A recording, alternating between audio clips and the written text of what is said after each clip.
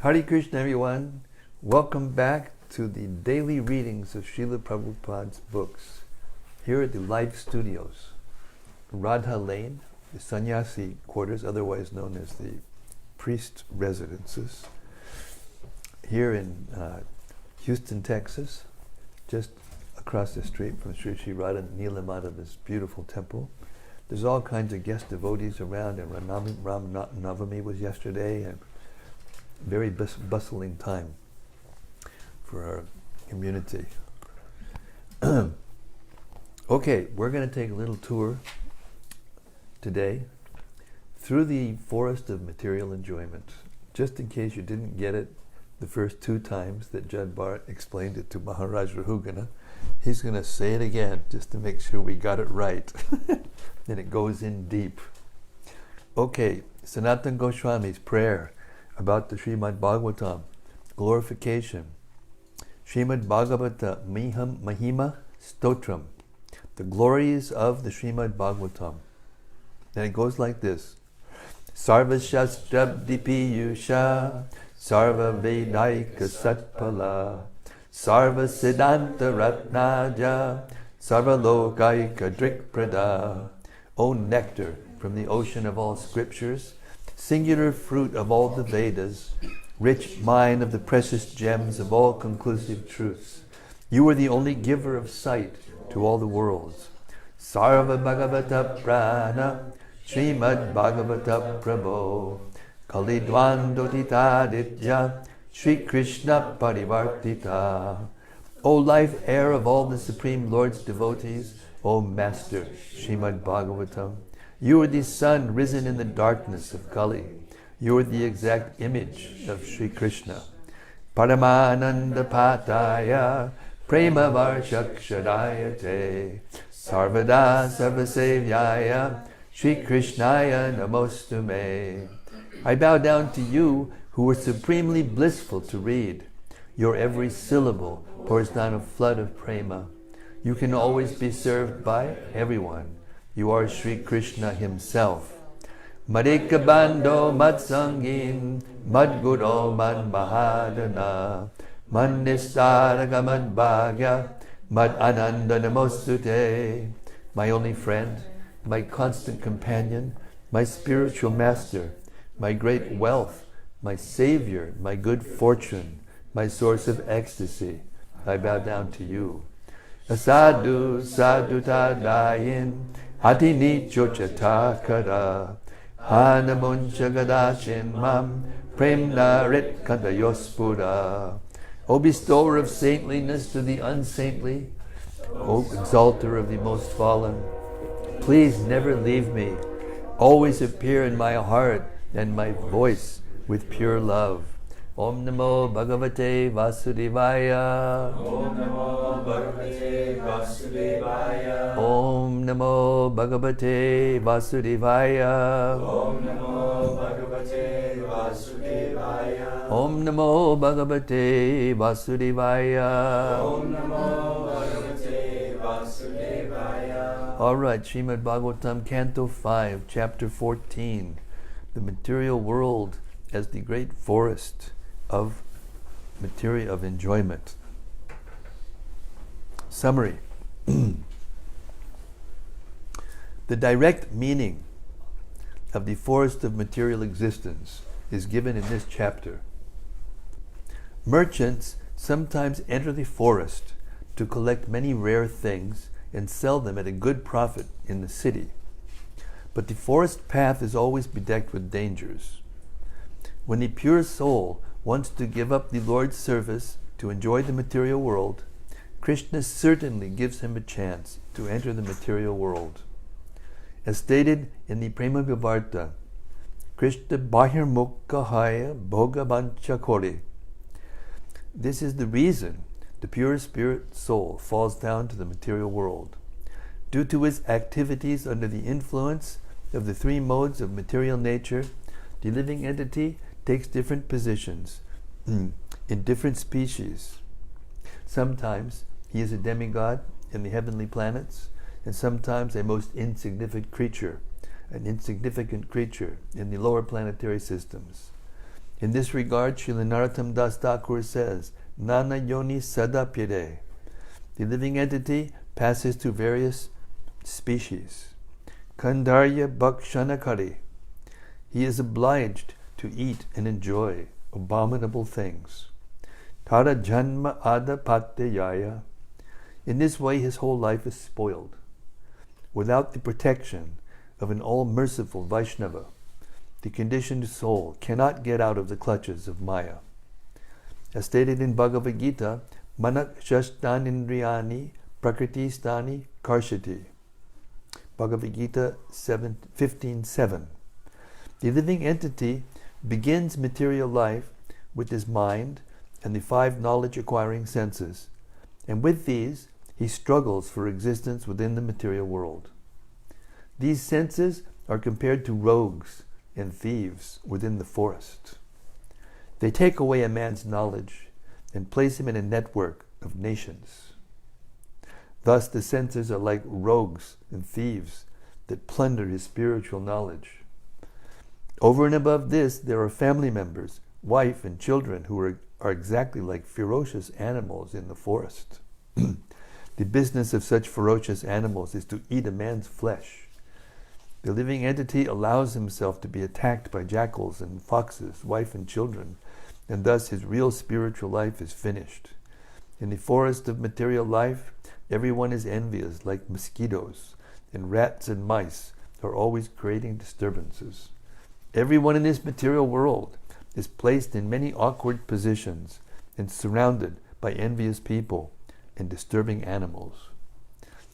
The result is that the living entity in the material world is always plundered and bitten by many living entities. Nonetheless, despite these disturbances, he does not want to give up his family life, and he continues his fruitive activities in an attempt to become happy in the future. He thus becomes more and more entangled in the results of karma, and thus he is forced to act impiously. His witnesses are the sun during the day and the moon during the night. The demigods also witness, but the conditioned soul thinks that his attempts at sense gratification are not being witnessed by anyone. Sometimes, when he is detected, he temporarily renounces everything. But due to his great attachment for the body, his renunciation is given up before he can attain perfection. In this material world, there are many envious people. There is the tax-exacting government, which is compared to an owl, and there are invisible crickets that create unbearable sounds. The conditioned soul is certainly greatly harassed by the agents of material nature, but his intelligence is lost due to undesirable association.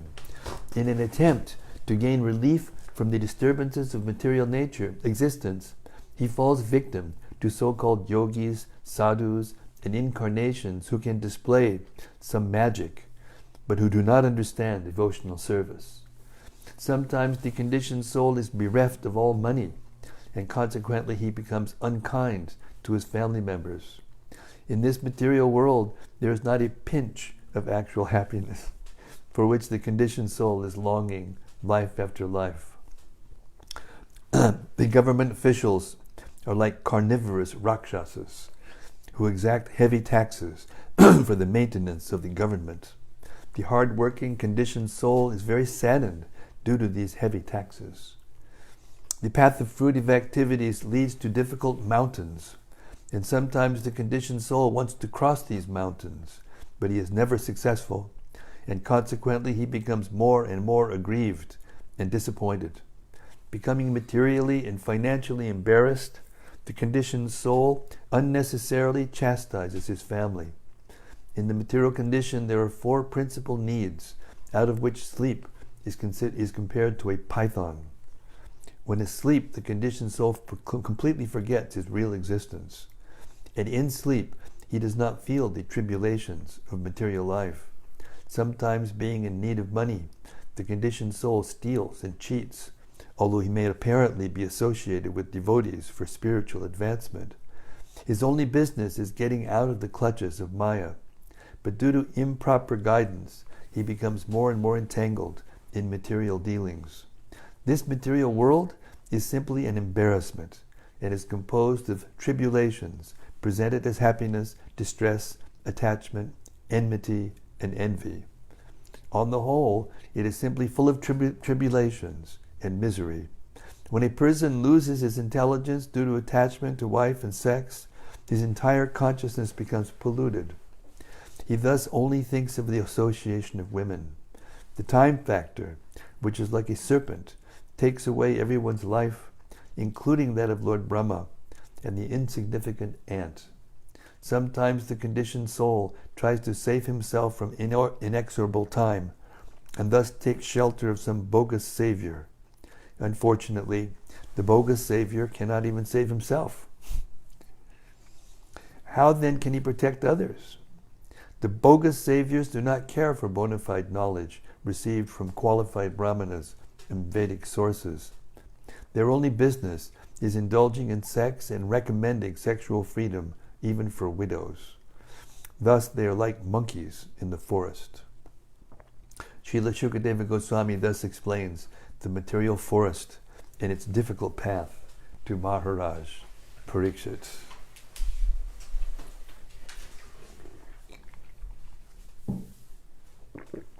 Text 1.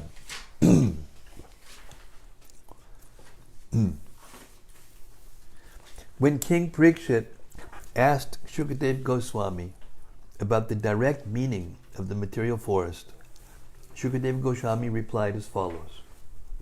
My dear king, a man belonging to the mercantile community, Vanik, is always interested in earning money.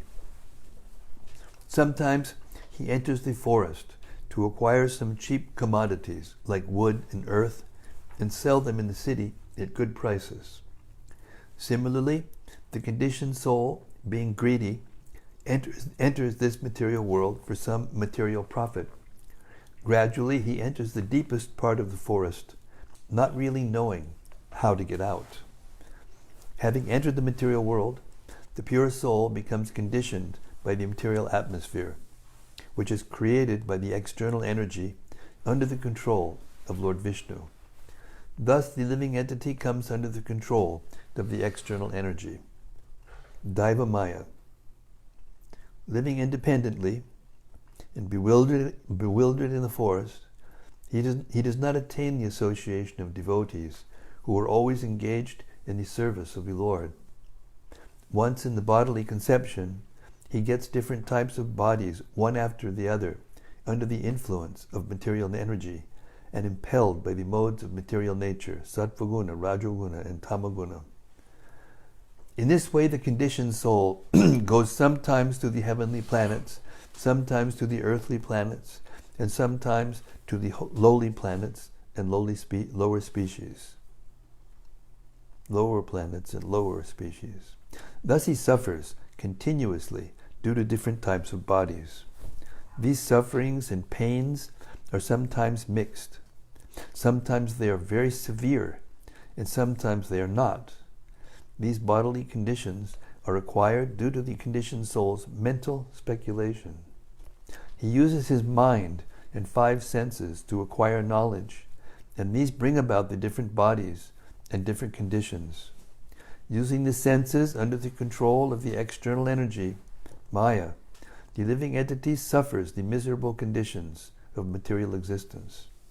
He is actually searching for relief, but he is generally baffled, although sometimes he is relieved after great difficulty. Struggling for existence in this way, he cannot get the shelter of pure devotees, who are like bumblebees engaged in loving service at the lotus feet of Lord Vishnu. Purport. The most important information in this verse is Hari Guru Charana Aravinda Madhukara Anupadabim. In this material world, the conditioned souls are baffled by their activities, and sometimes they are relieved after great difficulty. On the whole, the conditioned soul is never happy. He simply struggles for existence.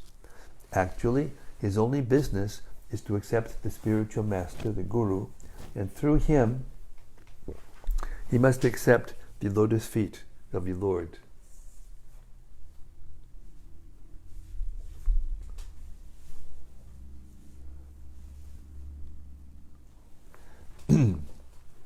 This is explained by Sri Chaitanya Mahaprabhu.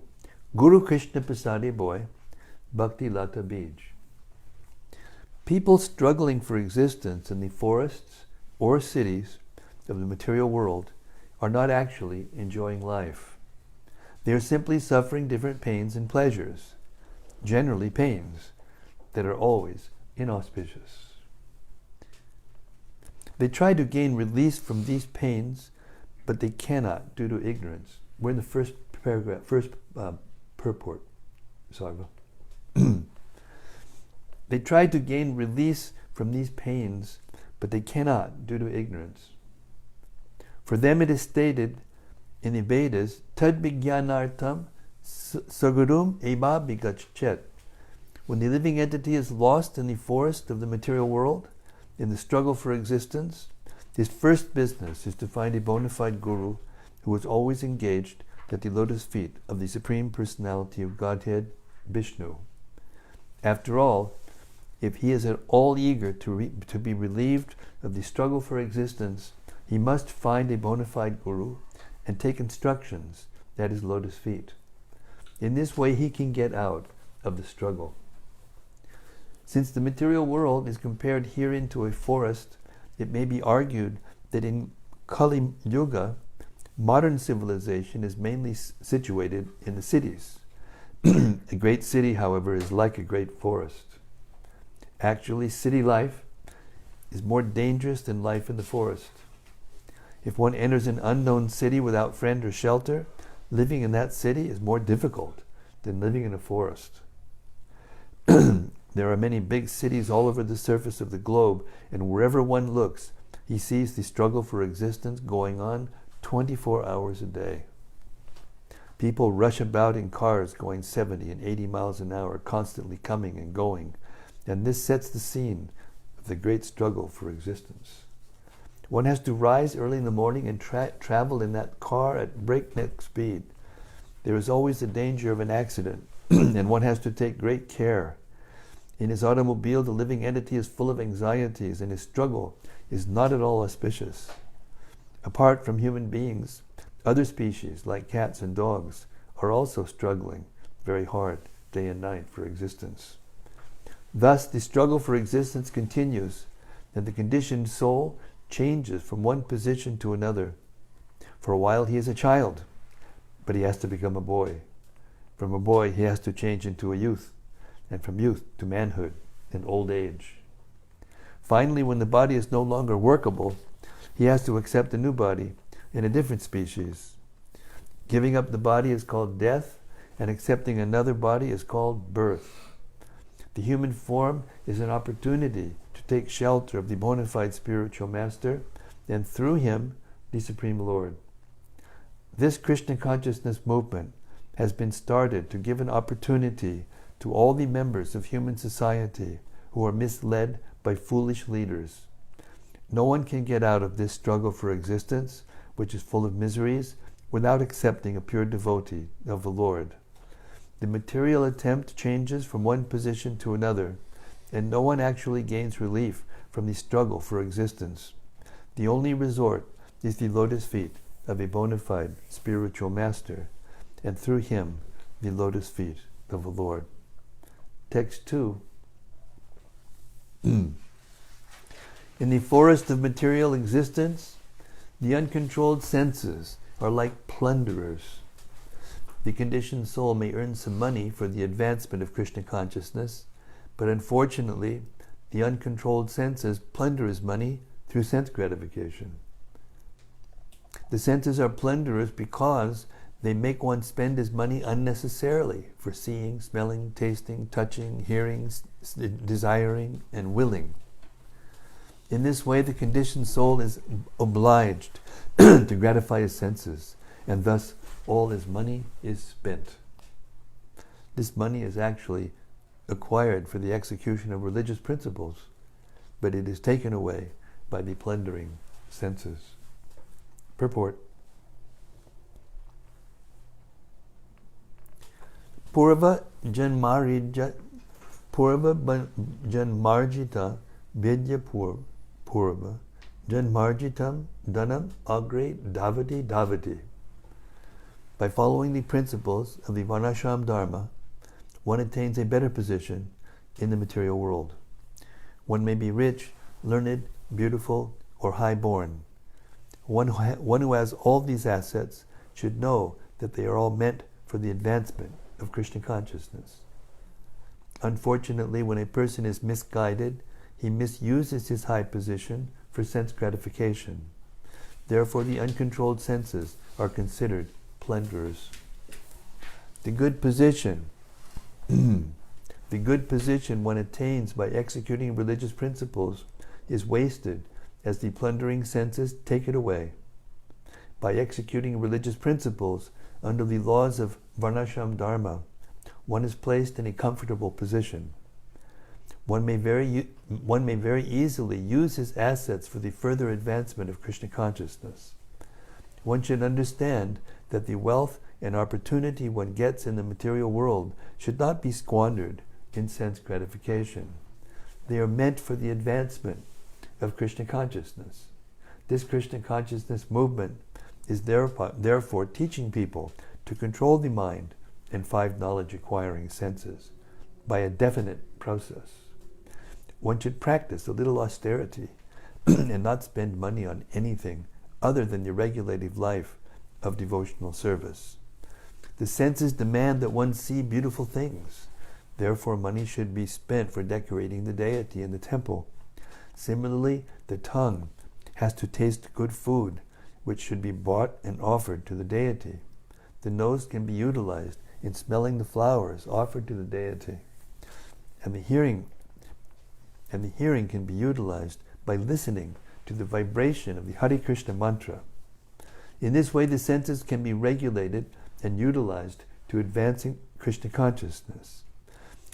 Thus, a good position might not be spoiled by material sense gratification in the form of illicit sex, mediating intoxication, and gambling. One spoils an opulent position in the material world by driving cars, spending time in nightclubs, or tasting abominable food in restaurants. In these ways, the plundering senses take away all the assets that the conditioned soul has acquired with great difficulty. Text 3. My dear King, many family members in this material world go under the names of wife and children. My dear King, family members in this material world go under the names of wife and children, but actually they behave like tigers and jackals. A herdsman tries to protect his sheep to the best of his ability, but the tigers and foxes take them away by force. Similarly, although a miserly man wants to guard his money very carefully, his family members take away all his assets forcibly, even though he is very vigilant. Purport. One Hindi poet has sung, Din ki dakini rat ki bhagani palak palak lahu kuse. During the daytime, the wife is compared to a witch, and at night she is compared to a tigress. Her only business is sucking the blood of her husband both day and night. During the day, there are household expenditures, and the money earned by the husband at the cost of his blood is taken away. And at night, due to sex pleasure, the husband discharges blood in the form of semen. In this way, he is bled by his wife both day and night. Yet he is so crazy that he very carefully maintains her. Similarly, the children are also like tigers, jackals, and foxes. As tigers, jackals, and foxes take away lambs, despite the herdsman's vigilant protection, children take away the father's money, although the father supervises the money himself. Thus, family members may be called wives and children, but actually they are plunderers. Text 4. Every year the plowman plows over his grain field, completely uprooting all weeds. Nonetheless, the seeds lie there, and not being completely burned, again come up with the plants sown in the field. Even after being plowed under, the weeds come up densely. Similarly, the Grihastha ashram, family life, is a field of fruitive activity. Unless the desire to enjoy family life is completely burned out, it grows up again and again. Even though camphor may be removed from a pot, the pot nevertheless retains the aroma of camphor. As long as the seeds of desire are not destroyed, fruitive activities are not destroyed. Purport: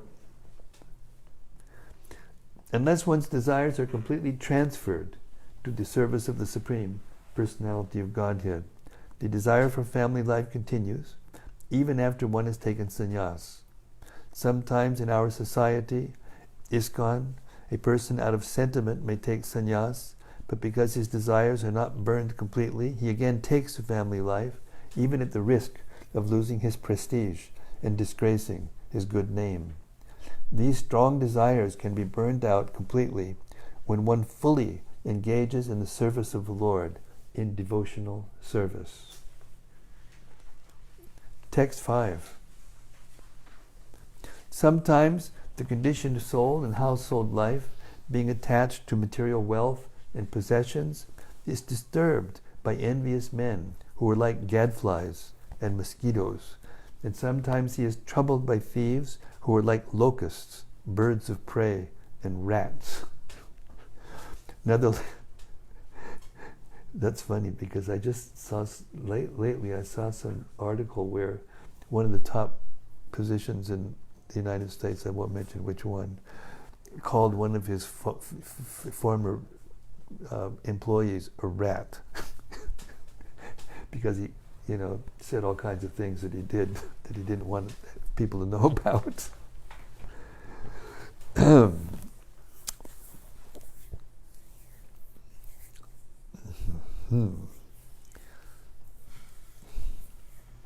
Sometimes the conditioned soul in household life, being attached to material wealth and possessions, is disturbed by envious men who are like gadflies, mosquitoes, and sometimes he is troubled by thieves who are like locusts, birds of prey, and rats. Nonetheless, he still wanders down the path of material existence. Due to ignorance, he becomes lusty and engages in fruitive activity. Because his mind is absorbed in these activities, he sees the material world as permanent, although it is temporary, like a phantasmagoria, a house in the sky. Purport: the following song is sung by Narottam Das Thakur. Ahankari matahaya nitai pada pasarya asat yari satya karimani.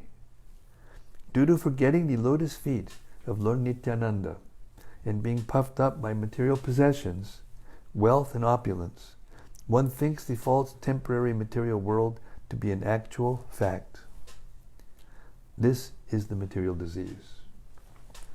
The living entity is eternal and blissful, but despite miserable material conditions, he thinks the material world to be real and factual due to his ignorance. Text 6. Sometimes in this house in the sky, Gandharvapur, the conditioned soul drinks, eats, and has sex. Being overly attached, he chases after the objects of the senses, just as a deer chases a mirage in the desert. Purport: there are two worlds, the spiritual and the material. The material world is false, like a mirage in the desert. In the desert, animals think they see water, but actually there is none. Similarly, those who are animalistic try to find peace within the desert of material life. It is repeatedly said in different shastras that there is no pleasure in this material world. Furthermore, even if we agree to live without pleasure, we are not allowed to do so. In Bhagavad Gita, Lord Krishna says that the material world is not only full of miseries, dukkhalayam, but also temporary, ashashvatam. Even if we want to live here amid miseries, material nature will not allow us to do so. It will oblige us to change bodies and enter another atmosphere full of miserable conditions. Text 7. Sometimes the living entity is interested in the yellow stool known as gold and runs after it. That gold is a source of material opulence and envy, and it can enable one to afford illicit sex, gambling, meat-eating, and intoxication. Those whose minds are overcome by the emotive passion are attracted by the color of gold, just as a man suffering from cold in the forest runs after a phosphorescent light in a marshy land, considering it to be fire. Purport. Is everybody like nice and comfortable? Nobody's squirming in their chairs like... Purport. Parikshit Maharaj told Kali Yuga to leave his kingdom immediately and reside in 4 places: brothels, liquor shops, slaughterhouses, and gambling casinos. However, Kali Yuga requested him to give him only one place where these 4 places are included. And Parikshit Maharaj gave him the place where gold is stored. Gold encompasses the 4 principles of sin, and therefore, according to spiritual life, gold should be avoided as far as possible. If there is gold, there is certainly illicit sex, meat-eating, gambling, and intoxication. Because people in the Western world have a great deal of gold, they are victims of these 4 sins. The color of gold is very glittering, and a materialistic person becomes very much attracted by its yellow color. However, this gold is actually a type of stool. A person with a bad liver generally passes yellow stool. The color of this stool attracts a materialistic person, just as the will-o'-the-wisp attracts one who needs heat. Text 8. Prabhupada is pretty expert at telling it like it is. Text 8. Sometimes the conditioned soul is absorbed in finding residential quarters or apartments and getting a supply of water and riches to maintain his body. Absorbed in acquiring a variety of necessities, he forgets everything and perpetually runs around the forest of material existence. Purport. As originally mentioned, a poor man belonging to the mercantile community goes to the forest to get some cheap goods to bring back to the city to sell at a profit. He is so absorbed in the thought of maintaining body and soul together that he forgets his original relationship with Krishna and seeks only the bodily comforts. Thus, material activities are the conditioned soul's only engagement. Not knowing the aim of life, the materialist perpetually wanders in material existence, struggling to get the necessities of life. Not understanding the aim of life, even though he acquires sufficient necessities, he manufactures artificial necessities and thus becomes more and more entangled.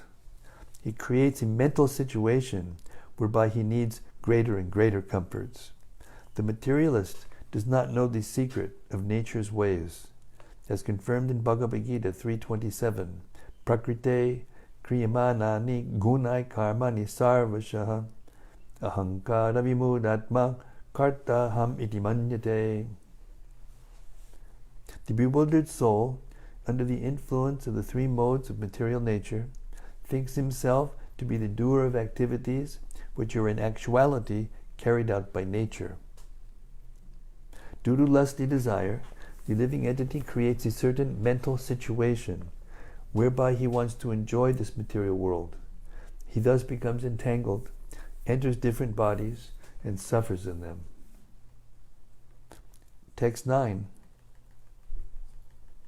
Sometimes, as if blinded by the dust of a whirlwind, the conditioned soul sees the beauty of the opposite sex, which is called pramada.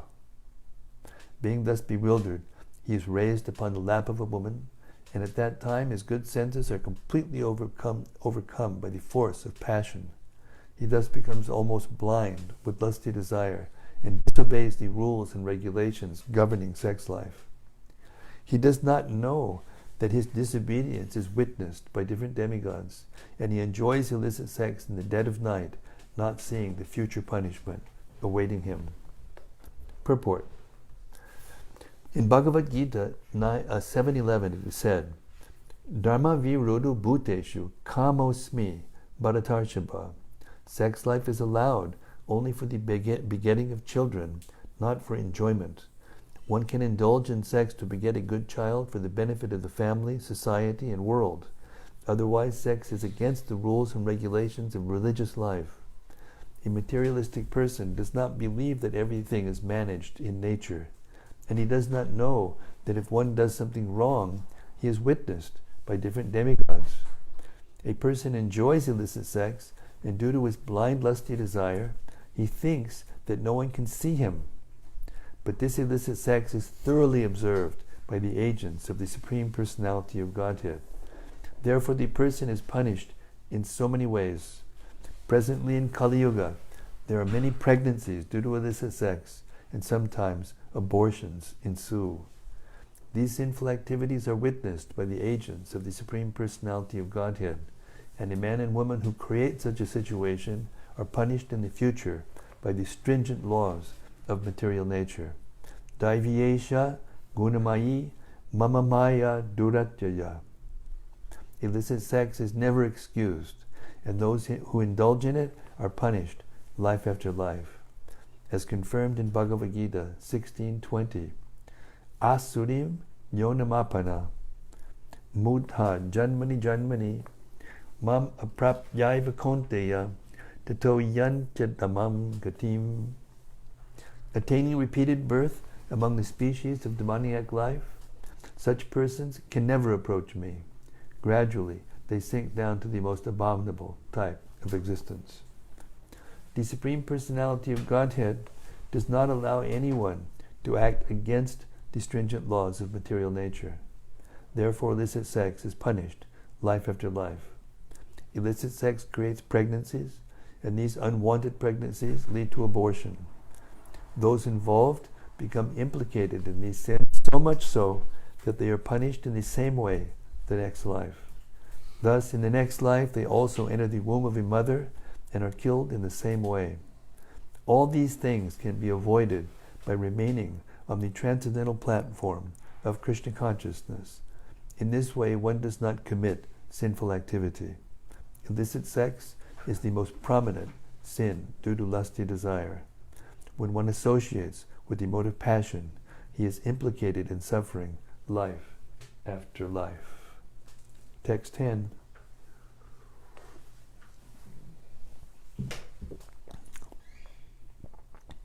The conditioned soul sometimes personally appreciates the futility of sense enjoyment in the material world. And he sometimes considers material enjoyment to be full of miseries.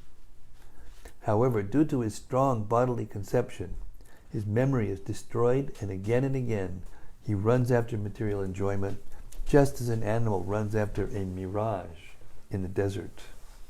Purport. The main disease in material life is the bodily conception. Being baffled again and again in material activity, the conditioned soul temporarily thinks of the futility of material enjoyment, but he again tries the same thing. By the association of devotees, a person may become convinced of the material futility, but he cannot give up his engagement, although he is very eager to return home, back to Godhead. Under these circumstances, the Supreme Personality of Godhead, who is situated in everyone's heart, compassionately takes away all the possessions of such a devotee. As such, in Srimad-Bhagavatam 10:88, Yasyaham anugrinami harishe tadanam shanahi. Lord Krishna says that he takes everything away from the devotee whom he especially favors when that devotee is overly attached to material possessions. When everything is taken away, the devotee feels helpless and frustrated in society, friendship, and love. He feels that his family does not care for him any longer, and he therefore completely surrenders under the lotus feet of the Supreme Lord. This is a special favor granted by the Lord to a devotee who cannot fully surrender to the Lord due to a strong bodily conception. As explained in Chaitanya Charitamrita, Madhya 22:39, Ami Bhigya E Murki Vishaya Keni Diba. The Lord understands the devotee who hesitates to engage in the Lord's service, not knowing whether he should again try to revive his material life. After repeated attempts and failures, he fully surrenders under the lotus feet of the Lord. The Lord then gives him directions, and attaining happiness, he forgets all material engagements. Srila Prabhupada Ki Jai. Text 11. Moving right along here down the paths of the forest of enjoyment. Sometimes the conditioned soul is very aggrieved by the chastisement of his enemies and government servants who use harsh words against him directly or indirectly. At that time, his heart and ears become very saddened.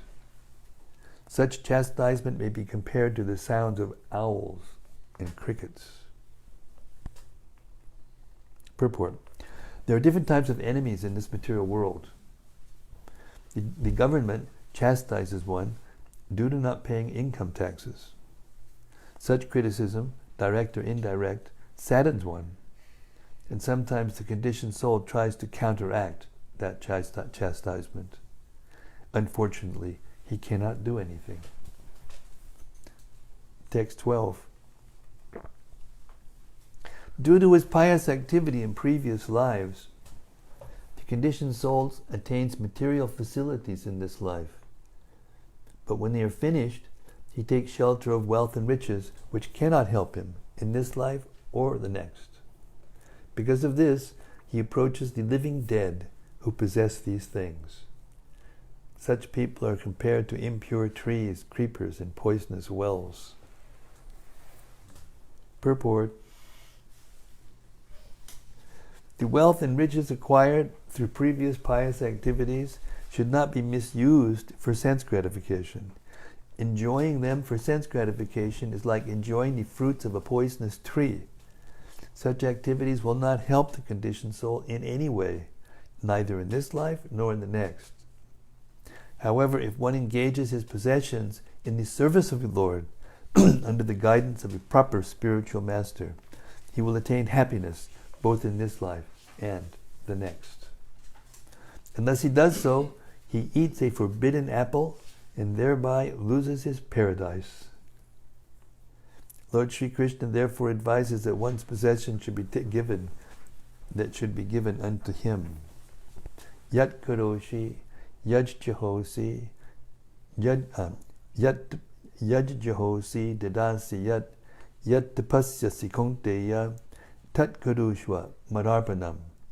O son of Kunti, all that you do, all that you eat, all that you offer and give away, as well as all austerities that you may perform, should be done as an offering unto me. Bhagavad Gita 9:27.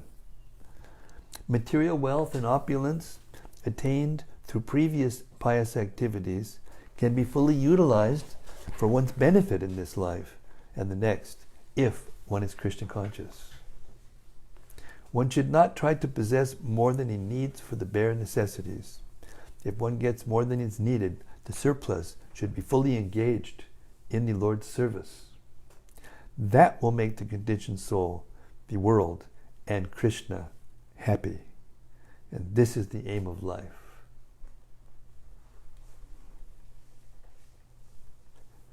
Text 13.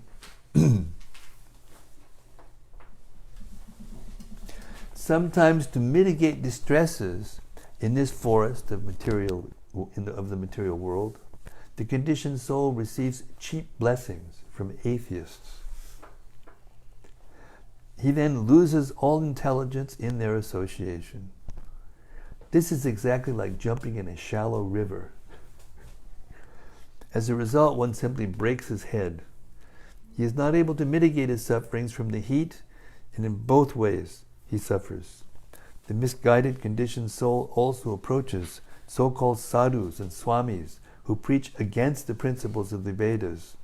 He does not receive benefit from them, either in the present or in the future. Purport. Cheaters are always there to manufacture their own way of spiritual realization. To get some material benefit, the conditioned soul approaches these pseudo-sannyasis and yogis for cheap blessings, but he does not receive any benefit from them, either spiritual or material. In this age, there are many cheaters who show some jugglery and magic. They even create gold to amaze their followers, and their followers accept them as God. This type of cheating is very prominent in Kali Yuga.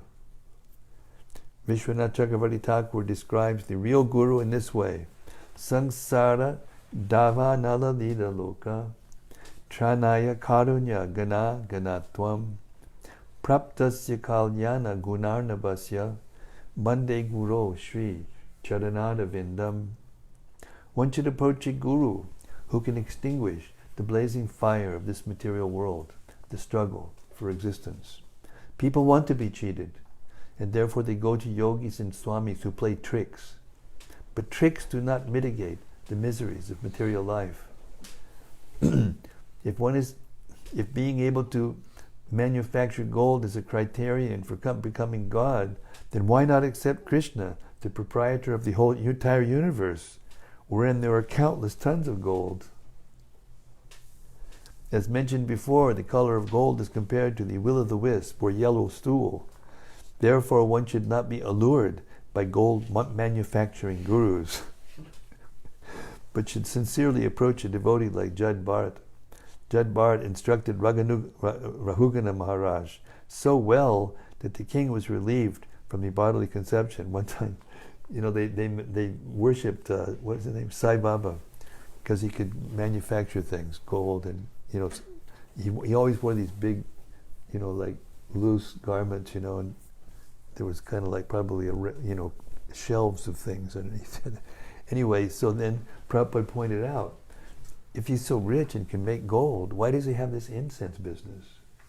He had a really big incense business and making a lot of money from it. So Prabhupada said, if he can make gold, why is he running an incense business? Cheaters and the cheated. People want to be cheated, and therefore they go to yogis and swamis who play tricks, but tricks do not mitigate the miseries of material existence, a material life. If being able to manufacture gold is a criterion for becoming God, then why not accept Krishna, the proprietor of the entire universe, wherein there are countless tons of gold? As mentioned before, the color of gold is compared to the will-o'-the-wisp or yellow stool. Therefore, one should not be allured by gold manufacturing gurus, but should sincerely approach a devotee like Jad Bharat. Jad Bharat instructed Rahugana Maharaj so well that the king was relieved from the bodily conception. One cannot become happy by accepting a false guru. A guru should be accepted as advised in Srimad-Bhagavatam 11.3.21. Tasmat gurum prapadyeta jigyasu shreya uttamam. One should approach a bona fide guru to inquire about the highest benefit of life.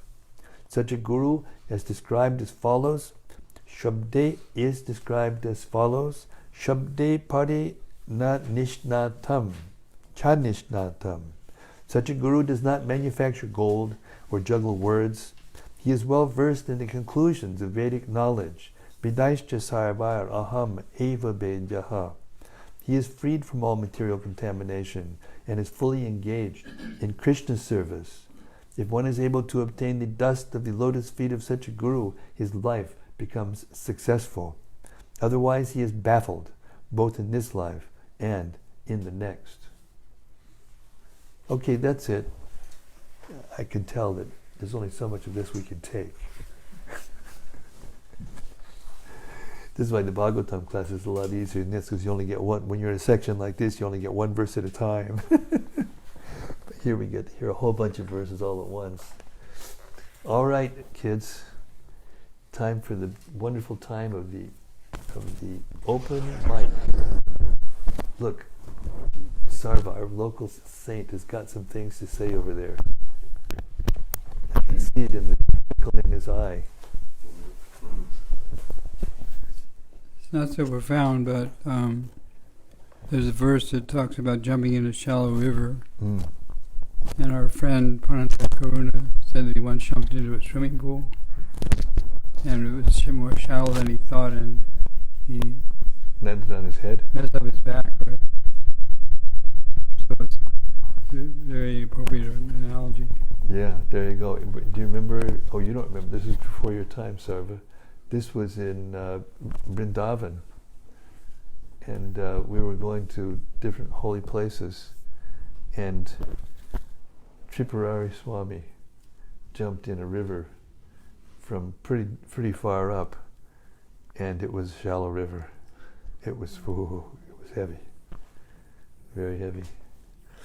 Every one of these analogies are very carefully selected, isn't it?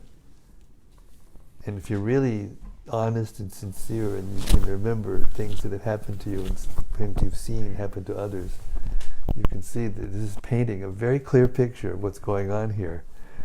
You know, it kind of opens the curtain, and everybody's smiles are there, you know, and they've got a big fancy car and all these things, but underneath, and you look in their eyes, it's fear. There's fear in the eyes, because they don't know what's going to happen next.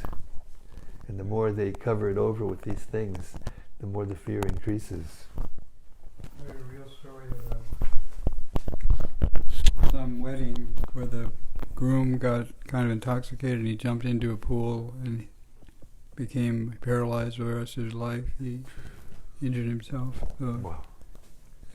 Which is, this chapter's talking about the force of enjoyment. Mm-hmm. So one thinks something to really enjoy, but it can easily backfire. Yeah, all you have to do is just open up any news site or any magazine or any newspaper, and you see every single headline nowadays. Every single headline is something about something like this, where things that are happening that are causing horrendous suffering. And that's not enough. You know, that like now all of a sudden we get really heavy cold. Well, for us it's heavy cold.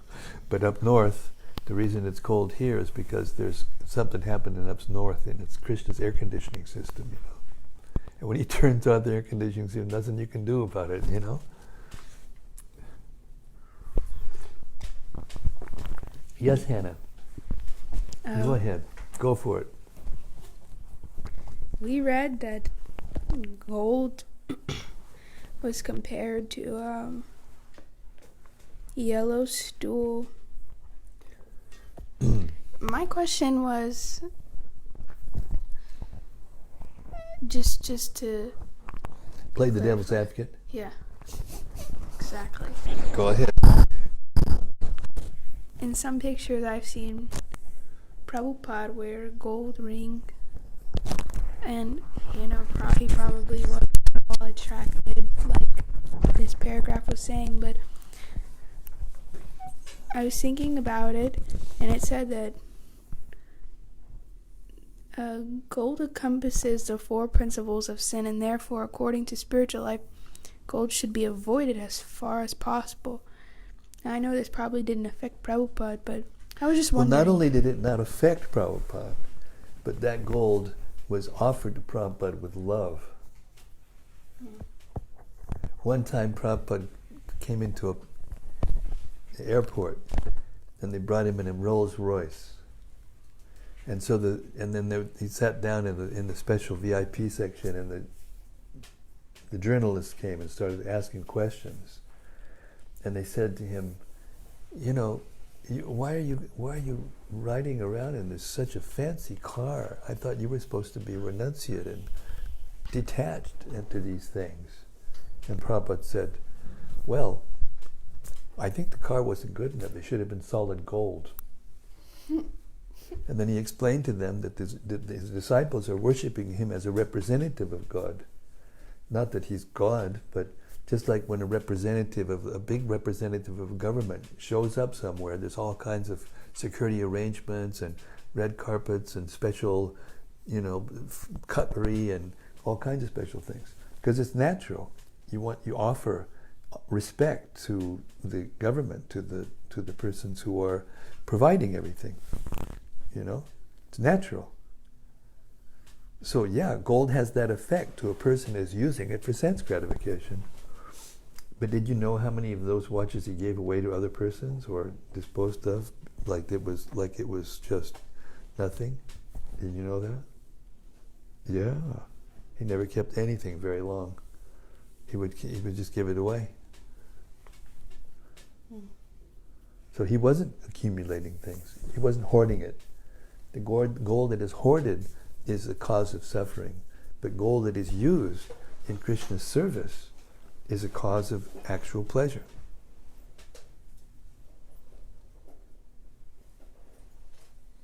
Thank you once again. You're welcome once again.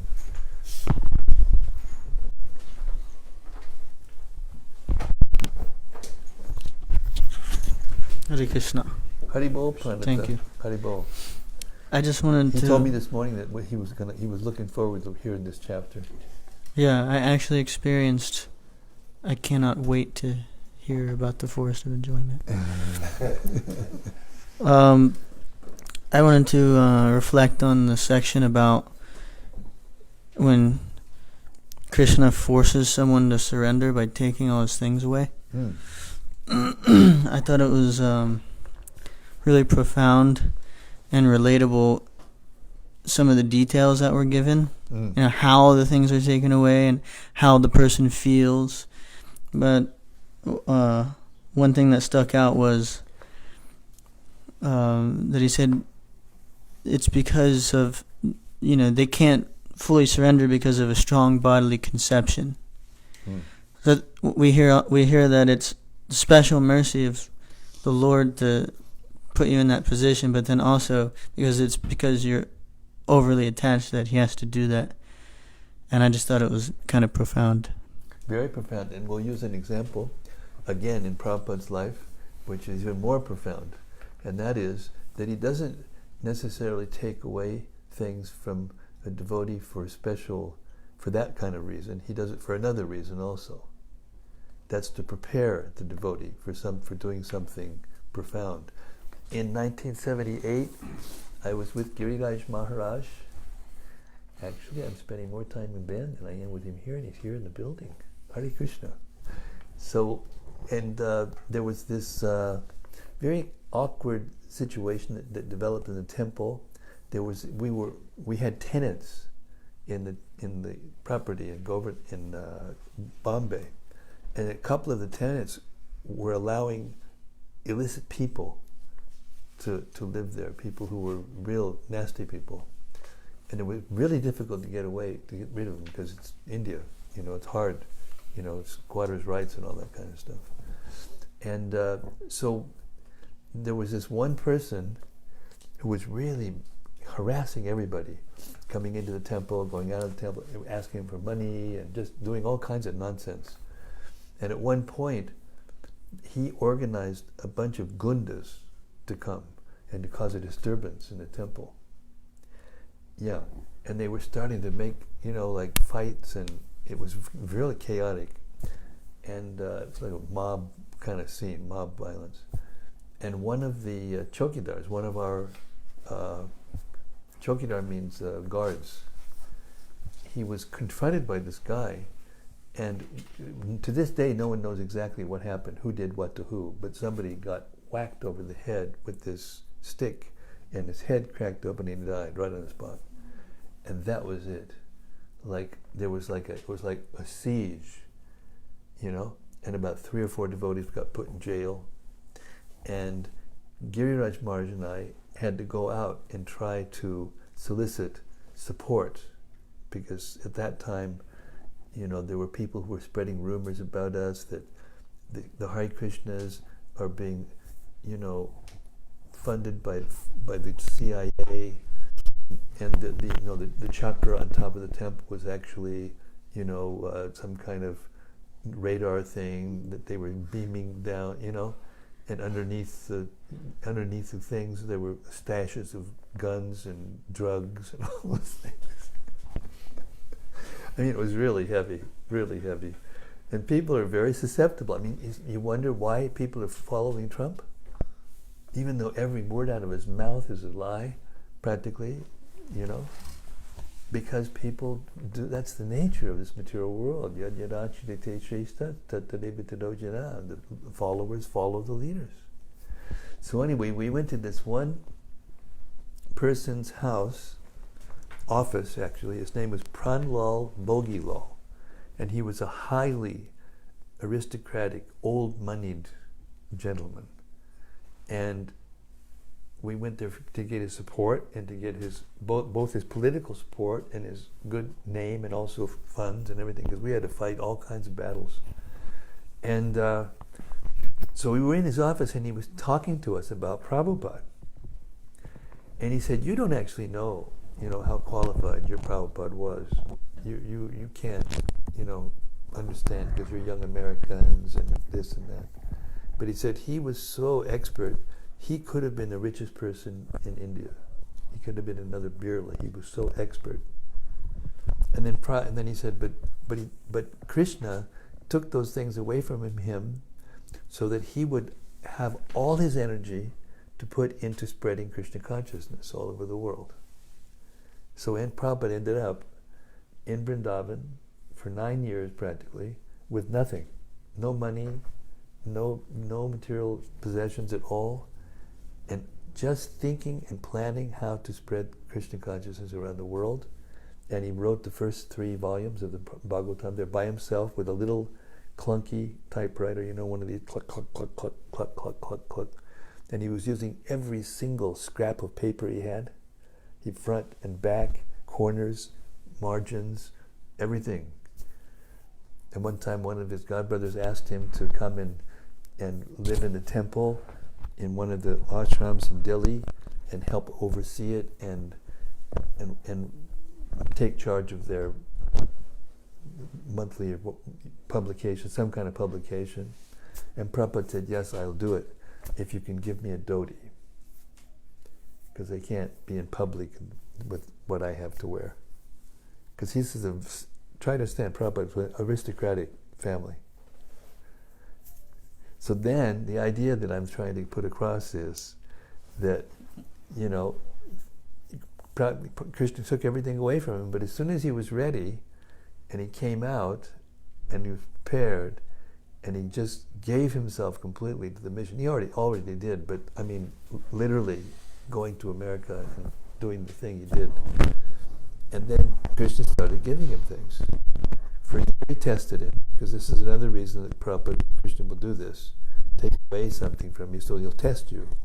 So if something is given to you that is actually being used in Krishna's service and is helping to spread Krishna consciousness, and you're not attached to it simultaneously, that is to be understood as to have been given to you by Krishna.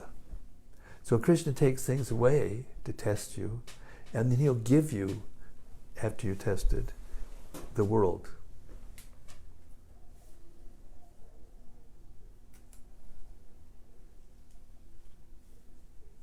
Just in case you're interested in having the world, that's the way to do it. In a genuine way.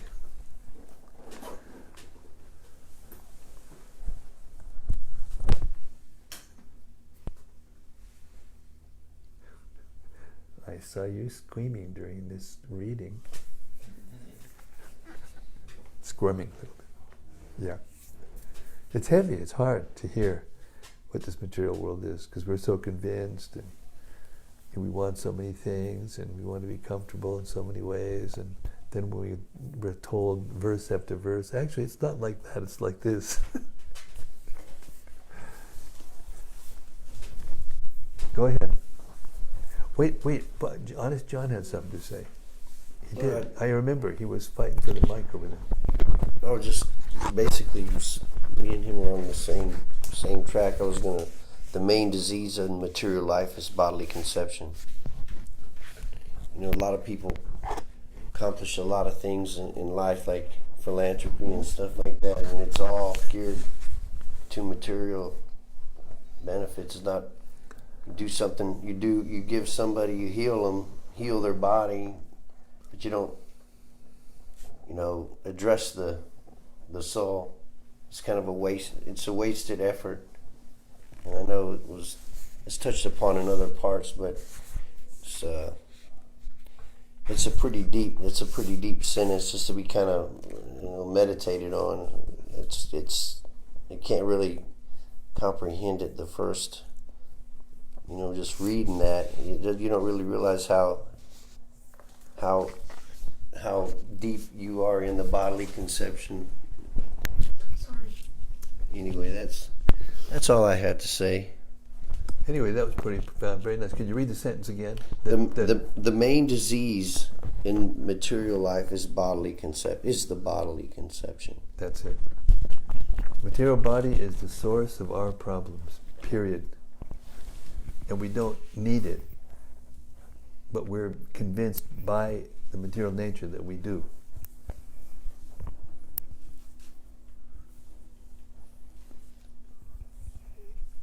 The soul has a spiritual form. The real person is spiritual form. We have a spiritual form, and that's what we're looking for. That's what's actually, causing us to be able to, feel and taste and smell and do all the things that we think are pleasant.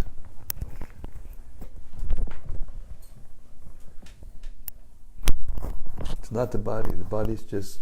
I once heard Prabhupada say, if you actually calculate the number of things that the body can do to make you feel miserable, and the number of things or places that it can do to make you feel good, it's hands down. The things that can make you feel miserable, hands down, are a lot more than the other side. So why should we be, so attached to it? Okay, I'm asking this question. Why should we be attached to it? It used to fulfill our desires, so it belongs to Krishna. It belongs to Krishna, and therefore we should take care of it as if it belonged to Krishna. So it's not that we don't take care of our body, but we take care of it because it belongs to Krishna, and therefore we take better care of it than when we think it belongs to us. And that's the secret of living in this material world happily, and and if we do that, then what Krishna does is from within the heart and from within the atoms of the universe and time and everything, he reduces the suffering, even the physical suffering, even where by karma we're destined to suffer a lot. He makes arrangements so that the suffering is reduced, so it's manageable, so it's tolerable.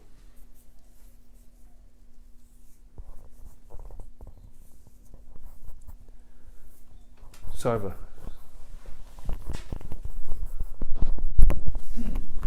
Oh, we have to be careful now. I only have 67% of my phone. After this, Sarva's yours is the last. Are we doing okay? We still have some? Okay. Just a comment that Prabhupada, he said that he was tested to where he didn't even have a dhoti at one point, and then later when he was preaching, he went to Detroit. And just in a few days, he preached to the two disciples who were like Ambarish Ford and the other Mataji who was Shranti or something. Yeah, AFL-CIO, I can't remember her name. The daughter of a big union. Yeah, union head, yeah. And just in 2 or 3 days, he got this fabulous mansion donated. He was only in Detroit for a couple of days and he just left. So Krishna he was so deep. Prabhupada was the same, he always preaching whether he had a lot or not, and then Krishna. Yeah, and sometimes Prabhupada would just get something when he didn't have the money. The Bombay property, he didn't have the money, and he said, yeah, we'll take it. And then Krishna just miraculously got the money for him. he was an amazing person. And he got a deal on that building. I mean, the building was like, it was worth millions of dollars, and he got it for like $150,000 or something like that. He was very astute, Srila Prabhupada, on all levels. He was trained, and worldly, and aristocratic, and sophisticated, but at the same time, extremely simple. You know, he was strict, and he was liberal at the same time. And he could be one or the other in a drop of a hat. He could go from one to the other in just moments. Because everything he did was for our benefit, to help us. His anger sometimes would come out very strong if we did something that was very dangerous for the deity, or very like legally or something like that. He would just become very, very heavy. And then the next minute, Satsvarup Maharaj tells a story. In Vrindavan, he was his secretary. So one time, Prabhupada sent a letter, and there was an enclosure that was supposed to go in the letter, and at the end of the letter, then he said, ENCL, enclosure, such and such. So Satsvarup Maharaj forgot to put the enclosure in. So it sent the letter. So then Prabhupada got a response, where's the enclosure? And Prabhupada immediately brought him into his room, and he said, why didn't you put the enclosure in that letter? Do you know that, I said that I would do something, and that person may think, what about me? Why did you do that? And Satsvarup Maharaj says, Prabhupada, I'm so foolish. He says, why are you so foolish? And anyway, make a long story short, he just kept giving an excuse, and he would just say, why are you like that? And why are you like that? And Satsvarup Maharaj was literally reduced to tears. He was just destroyed. He was just because he loved Prabhupada. It was his whole life. And then he got some intelligence by Prabhupada's grace. He said, Srila Prabhupada, I'll immediately write a letter, and I'll enclose the letter in the enclosure in the letter, and I'll explain that I forgot to put the enclosure in. And then Prabhupada went, yes. Okay, and it changed, like it was like from like all hell was going to break loose to everything was just fine. It was like he was just amazed. He was just amazed. So even Prabhupada's anger, his loving dealings, his affection, his humor, everything that he did, everything that he was all meant to bring a person one step closer to Krishna consciousness. That's how great Prabhupada was. Okay, I have to stop now because we're going to run out pretty soon of battery, and it's a Sunday and there's lots of stuff going on and people to preach to and things to do and people to meet. And so we'll stop our little session today now. Thank you everyone for coming and enjoying hearing about the forest of material enjoyment, even if you weren't enjoying so much while you were hearing it. He's just getting started. We'll have a couple more days of this, I think, and then we will get full enlightenment as to where we are and what's happening right now. Jadbart ki jai, Srimad-Bhagavatam ki jai, Samabeda Bhakta Brinda ki jai. Gaur Premanandi Hari. See you tomorrow, 6:30 Central Time, USA, same place. Hare Krishna.